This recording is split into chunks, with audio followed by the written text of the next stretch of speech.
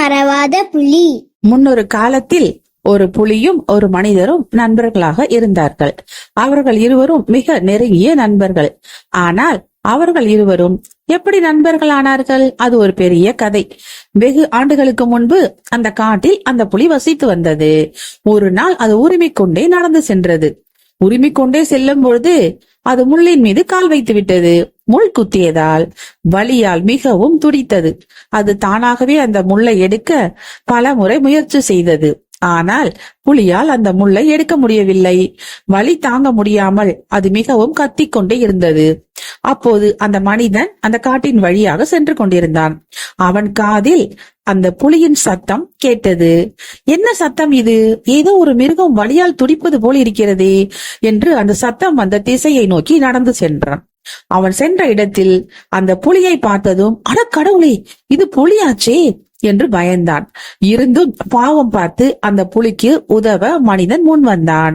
மெதுவாக நடந்து அதன் அருகே சென்று அந்த முள்ளினை புலியின் காலில் இருந்து எடுத்து விட்டான்.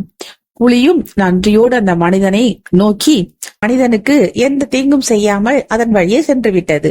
சில நாட்களுக்கு பிறகு கொள்ளைக்காரர்கள் அந்த காட்டு பகுதியில் வந்து வன விலங்குகளை பிடித்து கிராமத்துக்கு கொண்டு சென்று அவற்றை கூண்டில் அடைத்து வைத்தார்கள். அதில் புலியும் இருந்தது. வெளியே இருந்த மனிதர்கள், ஒரு புலி மனிதனிடம் சண்டை போடுவதை பார்க்க ஆசையாக இருக்கிறது என்று ஆரவாரத்துடன் கத்தி ஒரு மனிதனை தூக்கி அந்த புலியின் கூண்டுக்குள் போட்டார்கள். புலி அந்த மனிதன் மீது பாய்ந்து அவனை கொன்றுவிடும் என்று நினைத்தார்கள். ஆனால் அந்த புலி மனிதனை பார்த்ததும் திடீரென்று நின்று விட்டது. தாக்க தயாராக இருந்த புலி அன்று நமக்கு உதவிய மனிதன்தான் இவன் என்பதை உணர்ந்து தயங்கி நின்றது. அதே மனிதன்தான். வலிமையான அந்த புலி அந்த மனிதன் அருகே சென்று அவன் முகத்தில் தன் நாக்கால் நக்கி கொடுத்தது. அனைவரும் புலியின் அன்புடன் அரவணைப்பை பார்த்ததும் அதிர்ச்சியில் உறைந்தார்கள். உடனே இருவரையும் கூண்டில் இருந்து வெளியேற்றி விட்டார்கள்.